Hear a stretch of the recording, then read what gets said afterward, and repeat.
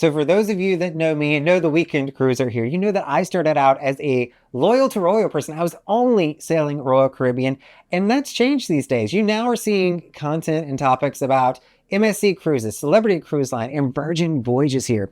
But I've gotten a lot of people that, because I've started talking so highly about some of these other cruise lines, I've actually been on Royal Caribbean for the last 3 months on Utopia, Oasis, or Allure of the Seas. And I'm getting a lot of people going, gosh, Brad, I'm kind of surprised to see you here. I thought you had sworn off of Royal Caribbean. And I wanted to come on here and just set the record straight on how I'm making my cruise decisions and say, I am still here. Hey everybody, it's Brandon, the Weekend Cruiser, where I go on a weekend cruise just about every weekend. So what actually is driving my decision to cruise or not cruise certain lines or certain ships these days? The first thing that I'll tell you is I'm looking for overall value. And we're going to get a little bit more into this, but I'm looking for, number one, what am I paying to board that ship? And then what am I getting in return? What is that experience like? The second thing that's really important to me these days, I'm doing weekends, right? Like my ports are limited. You all know this. I can only go so many places in a 3-night cruise, but I'm really trying to go to the ports that I like the most. This is going to be a cruise ship that has Key West or Ocean Key, two of my favorite ports that I enjoy going to. Let's talk a little bit about this value concept. And I think that I look at it maybe a little bit different than other people do. And that could be because I'm just here so frequently. I have to monitor my money as well as my vacation days. Those are two limiting factors I have to being able to cruise more. And so when I'm looking at the overall value, what I'm saying is how much enjoyment am I getting out of this cruise ship? And what is the cost of that?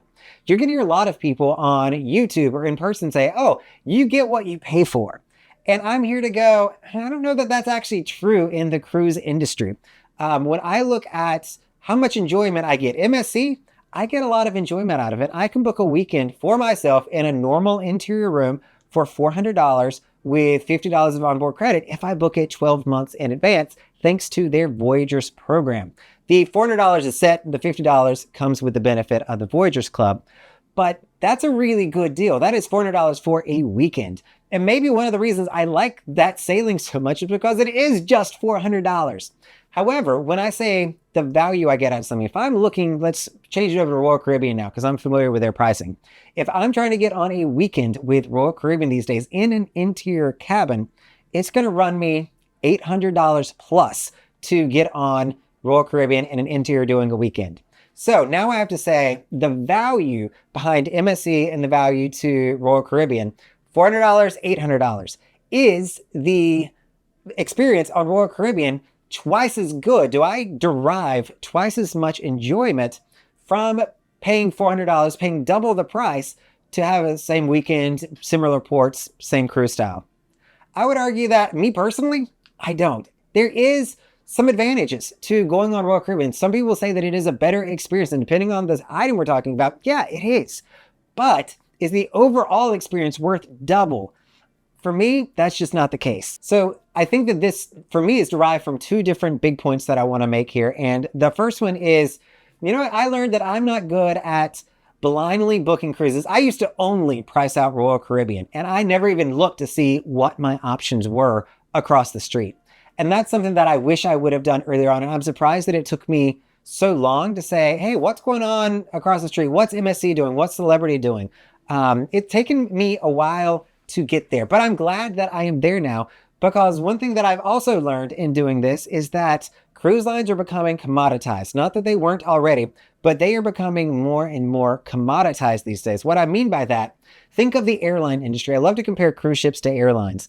The airline industry, they do the same thing, right? If you want to fly from Miami to my home state of North Carolina, Raleigh-Durham International Airport, you know, you're going to be flying in probably the same kind of plane, different marketing on it.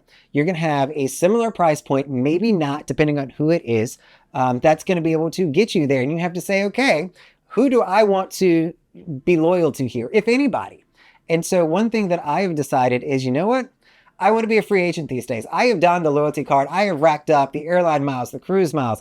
I really want to go where's best for me these days, where I feel like I'm getting the most value, getting the best itinerary, getting the most direct flight for the value. If the direct flight is another $500 and I can have one stopover, let's say in Atlanta with Delta, and that is $500 less, I'm probably going to say that stopover sounds great. That sounds lovely. Let's do it. So it's all about balancing what is the perceived value that I'm getting out of those. Some of the ways that I feel cruise ships are becoming commoditized is, number one, the ships keep looking more and more similar. They are like MSC, for instance, their World America that's coming out is basically built on an Oasis class chassis. And so some people are going to be like, oh, MSC is copying Royal Caribbean, but I would argue they're just doing the same thing. There's only so many shipbuilders out there and people that can make these mega ships that they're going to have a lot of similarities to them, same as the airline industry. You're also going to see that a lot of cruise lines have the exact same game shows. So I used to think that the Quest game show was only here on Royal Caribbean. That is not the case. It's on MSC, it's on Celebrity, it's on a lot of the cruise ships. Love and Marriage game show, bingo, trivia. There's a lot of things that are really similar when it comes to the entertainment. Even the singers and dancers, like it's the same kind of stick that they're doing on stage. It's going to have a different flair to it, but it's still the same kind of thing.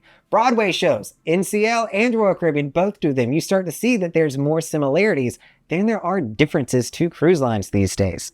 You're also going to find that the food menu, food quality, I think can change greatly from sailing to sailing, ship to ship, cruise line to cruise line.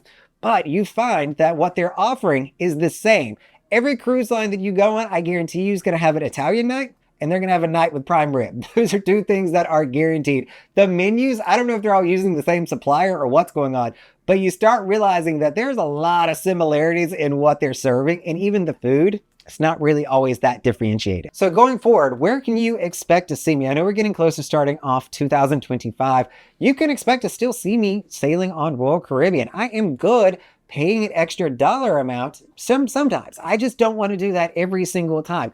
Me and somebody in the comments were talking about comparing, MSC to being an Applebee's, if you will, and Royal Caribbean being Capital Grille. Probably not the best situation there, but you know what? I don't want to eat at a Capital Grille every single night. Like, it is a good meal, but I don't need to spend that much money and have that much richness of food, for every single weekend. I'm good going to Applebee's every night and doing something a little bit more casual.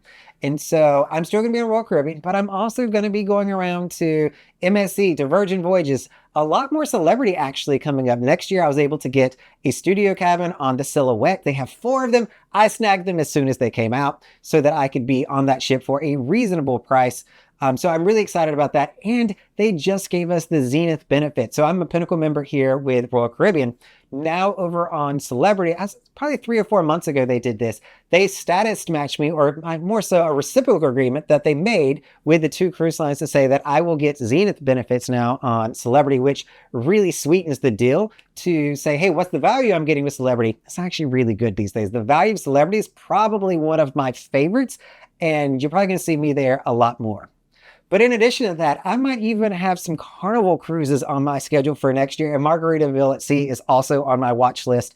So we're going to see where all I wind up, but I am enjoying being a free agent, seeing how different cruise ships are set up, how they're designed, how they do things. Like, it's keeping it interesting for somebody that was doing the same cruise ship every weekend, every single thing was the same. It's been really refreshing to change it up and just see what else is out there. All right, everybody, this is Brandon, the Weekend Cruiser. If you ever want to cruise with me, make sure you go down to the description below, click on the link for Weekend Cruiser group cruises, and we would love to cruise with you. Hope to see you on a weekend cruise soon.